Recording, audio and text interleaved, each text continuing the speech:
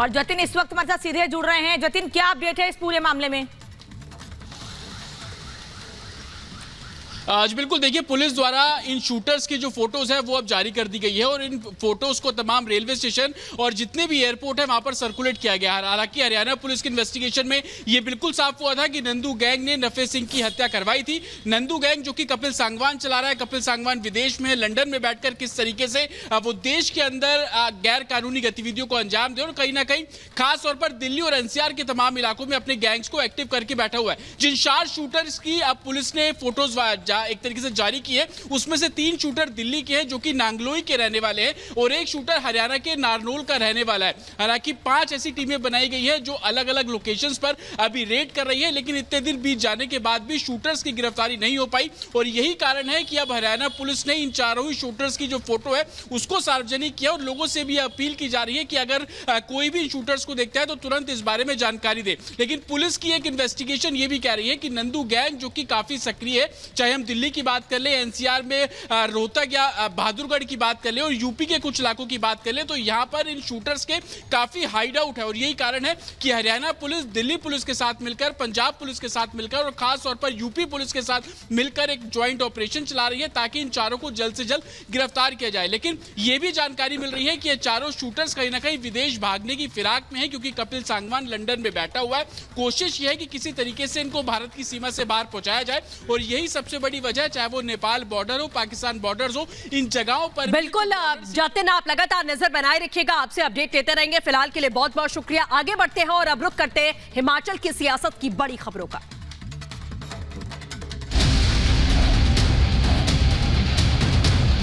Bharatiya Janata party के नेता और जो कांग्रेस के काले नाग थे, उन्होंने अपनी ईमान को बेच दिया।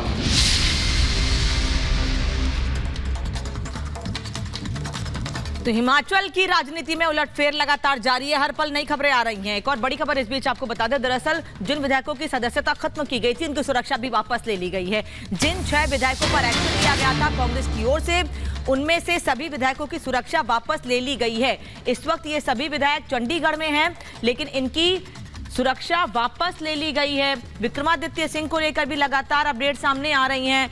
खबरें ऐसी भी हैं कि वो नई पार्टी बनाने की तैयारी में है। वहीं दूसरी ओर जो बागी विधायक हैं उनकी सुरक्षा वापस ले ली गई है। सदस्यता खत्म होने के बाद सुरक्षा वापस ली गई है और ये सभी विधायक इस वक्त चंडीगढ़ में हैं। पहले ये पंचकुला थे, शिमला गए, फिर वापस पंचकुला आए और अभी चंडीगढ़ में हैं सभी विधायक।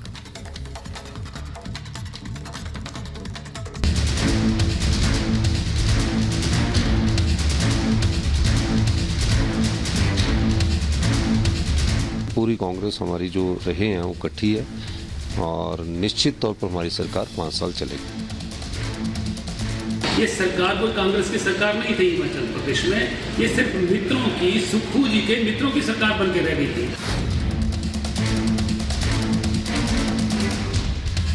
हिमाचल में सियासी पारा कम होने के बजाय बढ़ता ही जा रहा है। सुक्खू सरकार पर खतरा मंडराने लगा है। ऐसा इसलिए क्योंकि बागी विधायकों ने सीएम सुखविंदर सिंह सुक्खू के खिलाफ अपने तेवर दिखाने शुरू कर दिए, जिसने हिमाचल में कांग्रेस की नींव हिलाकर रख दी। बागी विधायकों की सदस्यता रद्द होने पर सुक्खू ने अपनी सरकार तो बचा ली, लेकिन हिमाचल कांग्रेस में मची अंदरूनी कलह ने सुक्खू की नींद हराम कर दी है। ये तो सिर्फ ट्रेलर है, क्योंकि बागी विधायक खुलकर सीएम सुखविंदर सिंह सुक्खू के खिलाफ खड़े हो चुके हैं।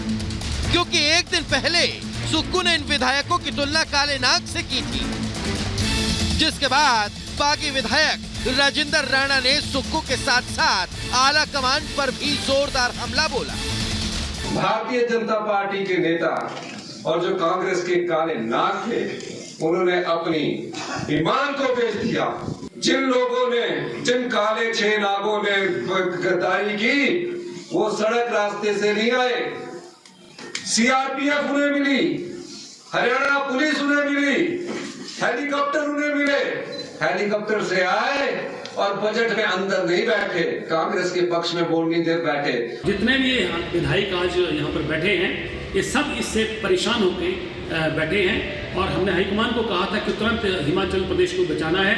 तो इस व्यक्ति को, मुख्यमंत्री को हटा के किसी भी व्यक्ति को बना दीजिए, परंतु हाईकमान के कान में कोई जूं तक नहीं रहेगी। इसलिए आज हिमाचल प्रदेश में जैसे पूरे देश में ताश की पत्तों की तरह कांग्रेस बिखर रही है, आज हिमाचल प्रदेश में भी ताश की पत्तों की तरह बिखर गई। वहीं हिमाचल कांग्रेस में बगावत के सुर तेजी से पनपने लगे हैं। एक तरफ मुख्यमंत्री सुखविंदर सिंह सुक्खू और पर्यवेक्षक दावा कर रहे हैं कि राज्य में सभी विधायकों की नाराजगी दूर हो गई है और सरकार में सब कुछ ठीक है। ना कार्यकर्ता नाराज है, ना नेता नाराज है। जो सत्ता का सुख पाने से रह जाता है वो नाराज हो जाता है, फिर वो नाम आते हैं। कम तकरीबन 2-3 हजार कार्यकर्ताओं को अपॉइंटमेंट मिली और उनमें प्रतिभा सिंह के भी है। कुछ व्यक्तिगत कार्यकर्ता होते जो इस प्रकार की बात करते, पर ऐसी कोई बात नहीं। अगर उनकी कोई नाराजगी भी होगी वो भी दूर कर लेंगे। तो वहीं दूसरी तरफ कांग्रेस विधायक लगातार असंतोष की स्थिति बयां कर रहे हैं। विक्रमादित्य सिंह ने अपने सोशल मीडिया अकाउंट्स की बायोग्राफी कांग्रेस का नाम हटा दिया है। यही नहीं, बाकी विधायकों के साथ निर्दलीय विधायकों के भी बायो बदल गए। मतलब हिमाचल में बड़ा खेला होना बाकी है, क्योंकि खबर है कि बागी विधायकों के अलावा कांग्रेस के करीब 9 विधायक बीजेपी के संपर्क में हैं। खबर है कि अंदर खाने बीजेपी से विक्रमादित्य सिंह की डील चल रही है। और भी बहुत सारे एमएलए हैं जो लगातार फोन कर रहे हैं, आना चाहते हैं। अगर ये कह रहे हैं कि इनके लिए सीआरपीएफ की सुरक्षा दे दी है, तो ये तो गवर्नमेंट का काम होता है किसी भी व्यक्ति की सुरक्षा करना। पर मुख्यमंत्री जी को यही पूछो कि आपने अपने एमएलए जो हैं, जिनके ऊपर लगता है कि ये जल्दी जाने वाले हैं, उनके साथ जो है 6-6 लोग पुलिस के किस लिए सुरक्षा में लगा दिए हैं? क्या उनको खतरा हो गया आपके एमएलए को? वहीं हिमाचल कांग्रेस प्रदेश अध्यक्ष प्रतिभा सिंह ने भी अपने बगावती तेवर दिखा दिए हैं। उन्होंने बीजेपी और पीएम मोदी के कामों की तारीफ के पुल बांधकर हिमाचल की सियासत में भूचाल ला दिया है, क्योंकि सूत्रों के मुताबिक सब कुछ सेट करने के बाद प्रतिभा सिंह और उनके बेटे विक्रमादित्य सिंह बीजेपी में शामिल हो सकते हैं। कांग्रेस में अभी बहुत कुछ करने को हमारे को बाकी है। हालांकि आप जानते हैं भाजपा की वर्किंग हमारे से बेहतर है।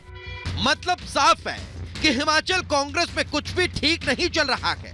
लोकसभा चुनाव सिर पर है, लेकिन कांग्रेस आला कमान हिमाचल में फैले रायते को ही समेट नहीं पा रही। ये कहना गलत नहीं होगा कि लोकसभा में सत्ता तो हासिल करना दूर, हिमाचल भी कांग्रेस के हाथ से खिसकता दिखाई दे रहा है। Bureau report, Republic Bharat.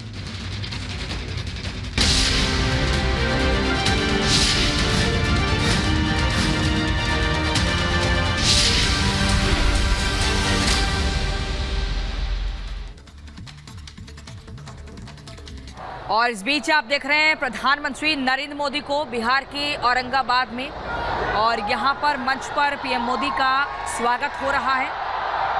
भारी तादाद में लोग जुटे हैं, मोदी मोदी के नारे लगा रहे हैं, उनका अभिवादन मोदी स्वीकार कर रहे हैं। इससे पहले आप बिहार के माननीय मुख्यमंत्री पहुंचे थे। बिहार में डबल इंजन वाली गारंटी यहां पर दी जाएगी और 24 के रण की तैयारी, जिसके चलते औरंगाबाद बिहार आज पहुंचे हैं पीएम मोदी। और सुबह बंगाल पहुंचे थे। बड़ी सौगात बंगाल की जनता को दी थी। बिहार दौरे पर प्रधानमंत्री नरेंद्र मोदी, जहां मंच पर मुख्यमंत्री नीतीश कुमार स्वागत कर रहे हैं। स्मृति चिन्ह औरंगाबाद के प्राचीन, और यहाँ पर स्मृति चिन्ह दिया जा रहा है। पीएम मोदी का भव्य स्वागत बिहार के औरंगाबाद में। मंच पर नीतीश कुमार की मौजूदगी, और अब से कुछ देर बाद यहाँ पर पीएम मोदी के भाषण की शुरुआत होगी, जिसका इंतजार मौजूदा लोग बेसब्री से कर रहे हैं।